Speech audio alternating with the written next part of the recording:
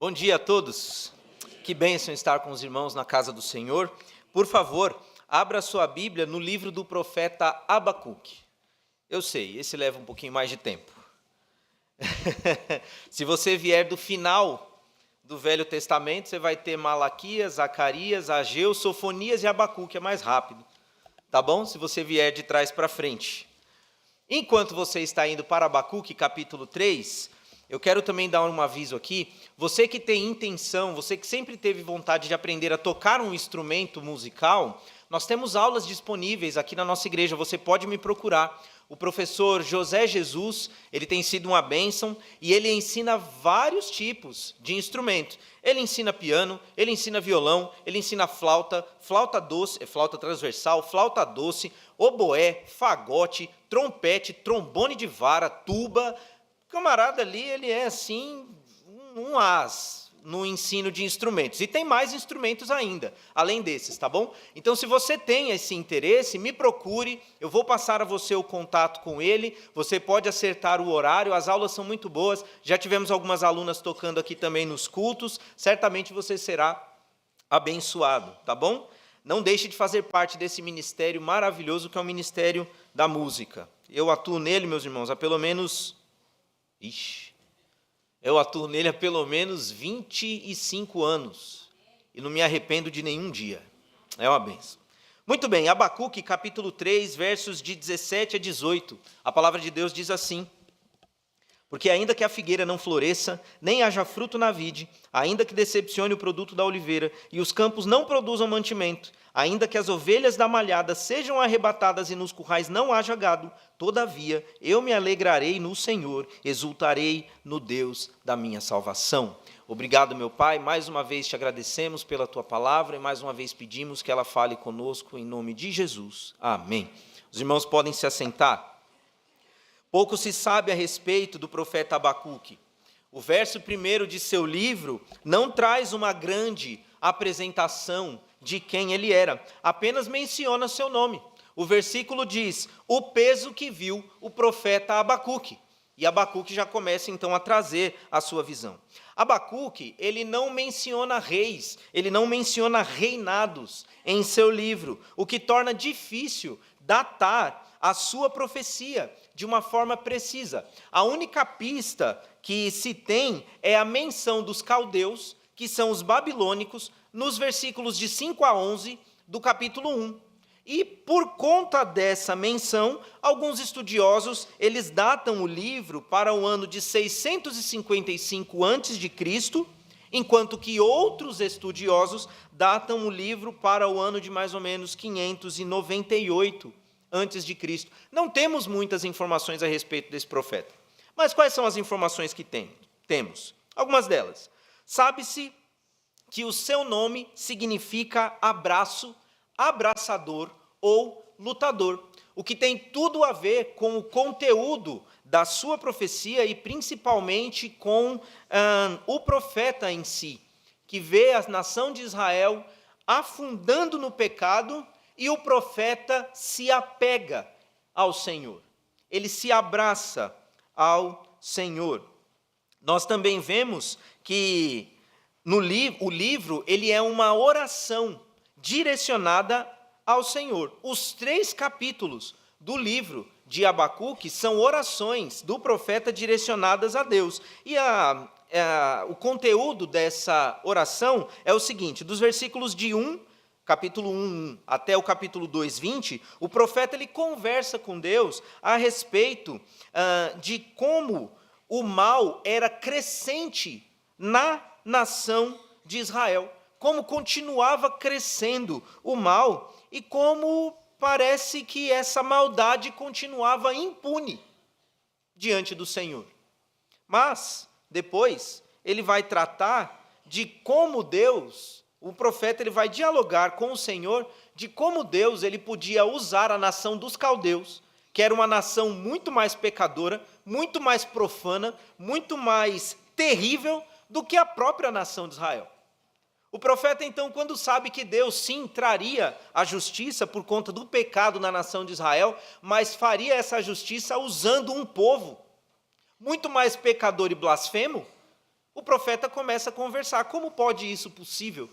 Aquele que é mais injusto fazer justiça sobre o que é justo. E se você quer saber todo o conteúdo do livro, eu convido você a lê-lo. Ele é curtinho. O livro de Abacuque é um belo livro. E ele aborda como tema central a fé. O versículo mais conhecido do livro de Abacuque é um que as pessoas acreditam estar no Novo Testamento. E de fato está. Ele foi mencionado algumas vezes no Novo Testamento, mas originalmente quem disse essas palavras foi o profeta Abacuque. É o versículo 4 do capítulo 2. Eis que a sua alma está orgulhosa, não é reta nele. E a parte em que as pessoas mais conhecem do versículo é o final. Mas o justo, pela sua fé, viverá. E após dialogar com Deus e obter do Senhor respostas, a fé do profeta, ela se enrobustece, novamente. E o profeta, ele louva ao Senhor, mesmo que a visão que ele tenha recebido fosse uma visão do povo sendo levado cativo. Porque, ao que tudo indica, Abacuque, ele profetizou antes do exílio babilônico acontecer. E qualquer um de nós, irmãos, pode pensar que isso não faz o menor sentido. Receber uma notícia de que a sua nação será castigada por Deus através de uma outra nação mais pecadora do que eles, isso não pode gerar essa reação de louvor no profeta. Isso parece muito contraditório. Deveria gerar tudo, menos essa reação de louvor e adoração. Mas a verdade é que Deus, ele quer nos ensinar com esse livro que a nossa reação, ela não deve estar condicionada às coisas que acontecem conosco. O tema da mensagem dessa manhã é reação à decepção. E a palavra de Deus nos ensina em Abacuque que as nossas reações, elas devem estar condicionadas ao Deus a quem nós servimos, ao Deus a quem nós confiamos. E é por isso que Abacuque diz que o justo deve viver pela sua fé. E por quê? A primeira das razões é porque a vida é cheia de decepções. Essa é uma realidade da qual nós não podemos fugir. Em nossa caminhada aqui no mundo, fazemos planos, fazemos investimentos, desenhamos ideais e tantas outras coisas mais. Nós podemos consultar, e muitas vezes consultamos pessoas, nós analisamos situações nos mais mínimos detalhes, nós analisamos prospectos que possam vir a acontecer no futuro por conta das decisões que vamos tomar, e muitas vezes nós seguimos essa cartilha da mesma forma em que muitas outras pessoas seguiram, da mesma forma que muitas outras pessoas fizeram e colheram resultados maravilhosos. E quando é com a gente, sai tudo ao contrário, sai tudo errado, parece que a coisa virou do avesso. E nós nos decepcionamos. Acontece. Faz parte da vida. E toda vez que nós conversamos com pessoas, ou lemos biografias de pessoas muito bem-sucedidas, uma das coisas que elas sempre mencionam é que elas passaram por várias decepções em suas vidas. E em qualquer área da nossa vida será assim.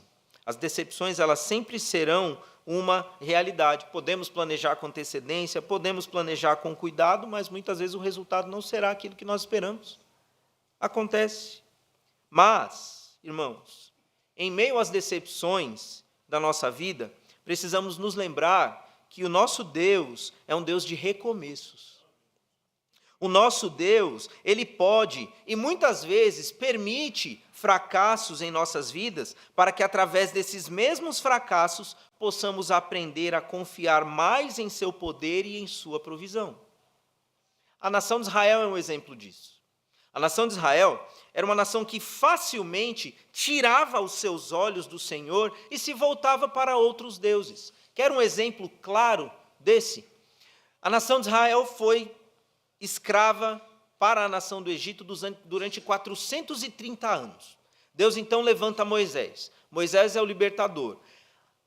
São 10 pragas que Deus envia sobre a nação do Egito, e meus irmãos, aquelas 10 pragas, elas não serviam para punir somente a nação do Egito, aquelas 10 pragas serviam para principalmente mostrar ao povo de Israel quem era Deus e o seu poder.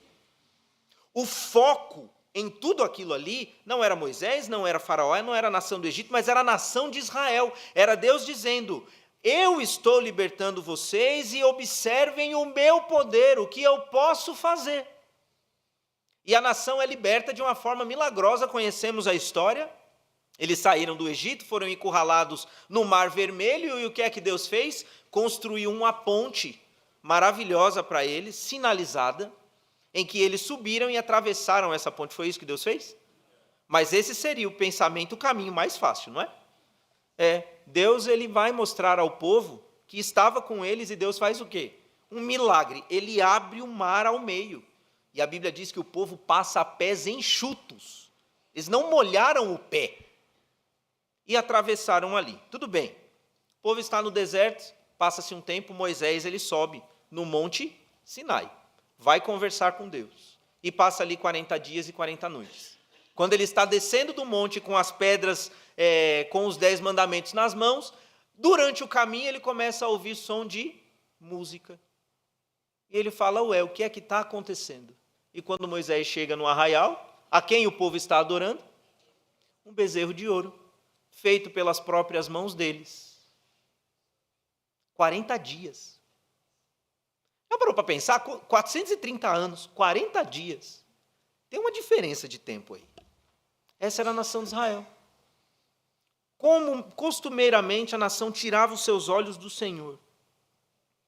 E isso foi se agravando de tal forma, meus irmãos, que você pode ler os livros dos profetas maiores, dos profetas menores, muitos anúncios de Deus dizendo: eu vou pesar a minha mão sobre vocês por conta dessa idolatria. E o povo não deu ouvidos.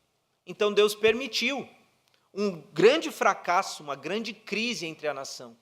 70 anos de exílio, trocavam-se os impérios, trocavam-se os imperadores, mas o exílio não acabava. Qual foi o resultado disso? A nação de Israel aprendeu. E nunca mais a nação de Israel voltou a olhar para outros deuses.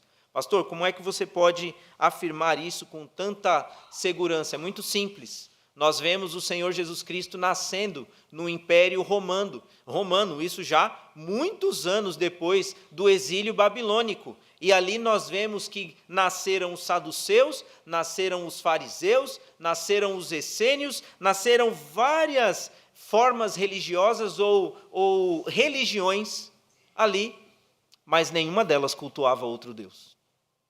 Todas elas procuravam olhar para a Torá, para a Bíblia deles na época. Tudo bem, nós sabemos que eles não seguiram a Torá da forma como deveria ser feita, mas eles não adoravam mais outros deuses. Uma das razões pelas quais a nação de Israel, ou os magistrados religiosos da época, crucificaram a Jesus, é porque Jesus ele disse: eu sou o Messias, o Filho de Deus, e por causa do coração duro deles, eles disseram: não, o nosso Deus é um só, e crucificaram ao Senhor. Um fracasso que veio sobre a nação para que eles pudessem aprender. Fracassos vêm sobre as nossas vidas para que nós possamos também aprender a confiar no Senhor, a confiar na sua provisão, a confiar naquilo que Ele pode fazer por nós. Porque, meus irmãos, o próprio Senhor e Salvador Jesus Cristo, em Mateus, capítulo 12, verso 20, ele vai reafirmar palavras que já havia dito ao profeta Isaías, lá no capítulo 42, versículo 3, quando o Senhor Jesus Cristo diz assim, que ele não esmagará a cana quebrada, nem apagará o morrão que fumega.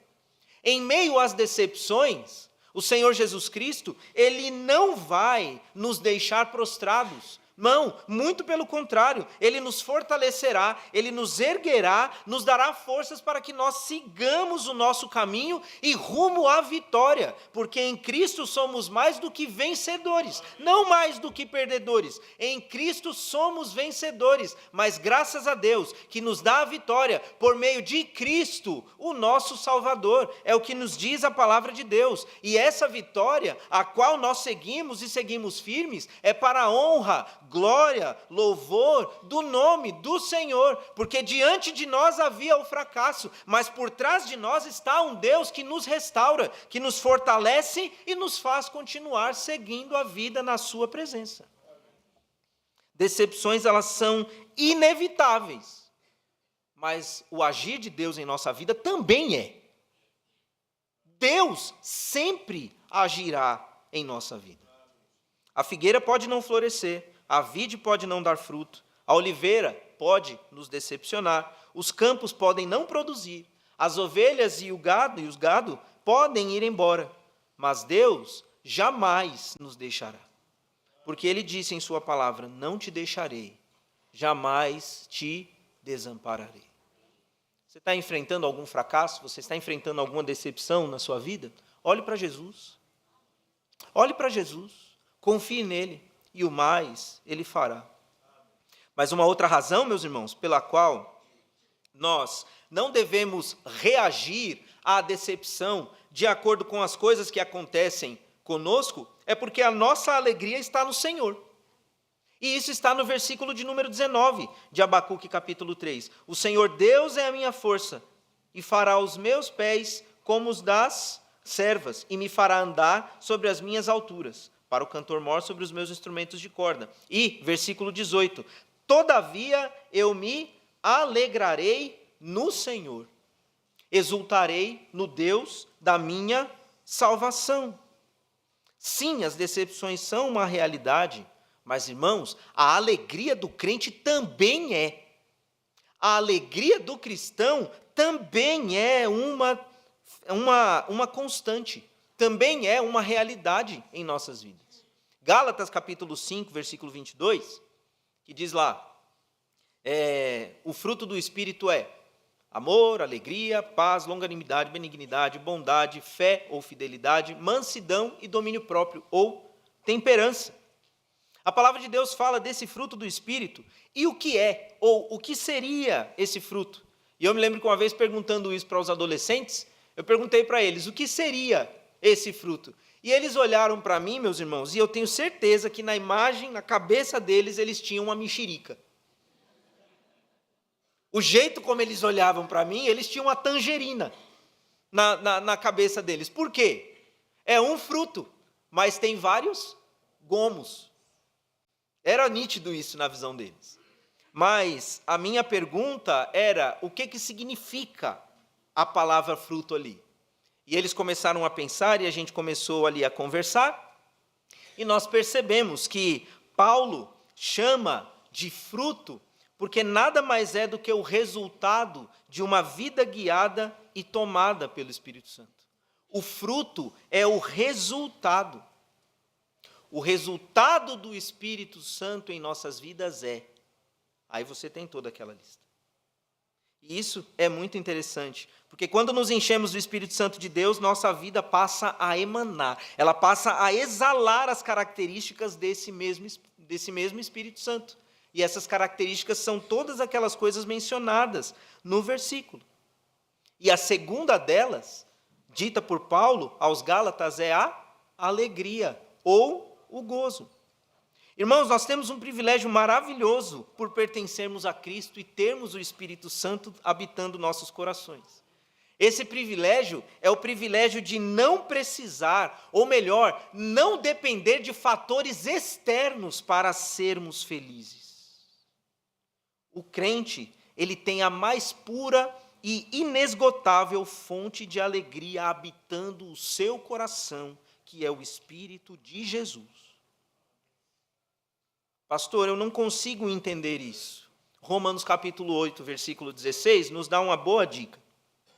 O versículo ele diz o seguinte, o próprio Espírito testifica com o nosso Espírito que somos filhos de Deus.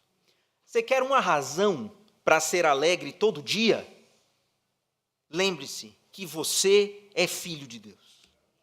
Você quer uma razão para se alegrar todos os dias? Lembre-se que Jesus Cristo morreu na cruz por você.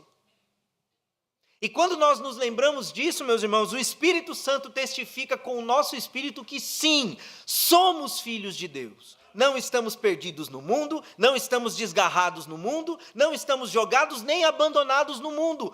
Pertencemos ao Senhor, somos filhos de Deus. Você quer motivo maior para ser alegre? Nós precisamos, irmãos, de motivos maiores para sermos alegres? Não, nós não precisamos. Não há nada nesse mundo que possa trazer mais alegria ao coração de um crente do que a certeza de que Cristo o salvou, de que Cristo perdoou seus pecados, de que Cristo habita seu coração, de que Cristo não nos abandona dia nenhum de nossas vidas, situação nenhuma de nossas vidas, e de que Cristo voltará para buscar-nos, para vivermos eternamente com Ele. Não há nada que possa nos fazer mais felizes do que isso. Meus irmãos, não há nada que deva nos fazer mais felizes do que isso. Todas as outras coisas em nossa vida que nos geram alegria devem estar embaixo dessa, porque Jesus é a melhor coisa, o melhor acontecimento em nossas vidas. E isso é motivo mais do que suficiente para que eu e você nos alegremos no Senhor, porque a alegria no Senhor é a nossa força. É a nossa força. Não são os fatores externos que devem mexer, que devem fazer com que tenhamos reação, mas as nossas reações devem estar baseadas em quem nós pertencemos. E eu sei, irmãos, que as coisas acontecem e elas nos chocam em um determinado momento. Mas aqui eu gosto de me lembrar do exemplo do pastor Josué. Ele contou esse exemplo para nós muitas vezes e até hoje ele é extremamente válido. O pastor Josué estava com a irmã Sinira no hospital, recebendo o diagnóstico de sua filha, Cíntia, se eu não estou enganado o nome dela, de que ela estava com câncer, uma criança. Não sei se quantos irmãos sabem aqui, isso para mim é algo muito, muito difícil para mim compreender, mas o pastor compartilhou comigo uma vez que Cíntia morreu no dia do seu aniversário. É isso mesmo, né, irmã Dalva? Cíntia morreu no dia do seu aniversário, todos os dias em que pastor Josué, irmã Sinira e a família se lembrava que Cíntia havia nascido, se lembrava também que Cíntia havia morrido naquele mesmo dia. E quando receberam a notícia de que Cíntia estava com câncer, quando receberam esse impacto, a reação do pastor Josué e da irmã Sinira foi: Deus é o nosso refúgio e fortaleza, socorro bem presente na angústia. Meus irmãos, isso é a reação de alguém que estava firmado no Senhor, de alguém que confiava no Deus a quem pertencia. E isso não é exclusivo só para o pastor Josué, meus irmãos. Nós sabemos, o nosso pastor, ele era um grande homem de Deus, tinha uma intimidade, uma comunhão com Deus maravilhosa, mas isso também não é exclusivo só para ele. Nós também podemos ter. Se buscarmos ao Senhor com todo o nosso coração, Ele nos abençoará. E por fim, Deus sempre tem o melhor para nós. Por isso que a nossa reação à decepção não pode estar atrelado ao que nos aconteceu. Depois de havermos planejado tudo e percebermos que os resultados não foram esperados por nós, precisamos nos lembrar que Deus sempre tem o melhor para nós. Deus vai dizer através do profeta Isaías: os meus caminhos são maiores que os seus. Os meus pensamentos são maiores que os seus. E às vezes, irmãos, nós nos decepcionamos quando na realidade aquilo que aconteceu é a mão de Deus intervindo em nossa vida para Ele realizar o melhor. Quantas e quantas vezes eu já passei por isso, eu tenho certeza que você já passou por isso também, uma situação na sua vida e você pensa: meu Deus, e agora o que será de mim? Aí quando você chega no final, você fala: meu Deus, olha o que o Senhor fez. Porque Deus fez melhor. Porque sempre é melhor. Deus sempre faz o melhor. Eu gosto do exemplo de Paulo com relação a isso, e eu já estou acabando. Em um determinado momento, eles queriam ir para a Ásia pregar o Evangelho. O Espírito Santo não permitiu. Então, eles tentaram ir para a Bitínia para pregar o Evangelho. O Espírito Santo não permitiu. Então, Paulo, depois de receber de Deus uma visão, entendeu que eles deveriam ir para a região da Macedônia, passar a região da Macedônia, e lá, então, eles começaram a pregar ao Evangelho. E quando pregaram o Evangelho, conheceram e ganharam para Cristo uma mulher chamada Lídia, e essa mulher foi só a mulher que cedeu a sua casa para que Paulo começasse uma igreja lá. Essa igreja, a igreja em Filipos, a igreja que por um acaso mais acompanhou, auxiliou e abençoou a Paulo em suas viagens missionárias. Alguns podem olhar e pensar, mas por que Deus não deixou eles irem para aquele lugar? É simples, é porque Deus tinha algo melhor para a vida de Paulo e seus companheiros. E assim o foi, e assim acontece também em nossas vidas, e é por isso que nós precisamos viver pela nossa fé, reagindo às decepções da vida, não com indiferença, não com tristeza, não com rebeldia quanto ao Senhor, mas nós devemos confiar no seu poder e no seu amor por nós, porque Deus sabe o que faz. E que esse Deus maravilhoso nos abençoe com a sua.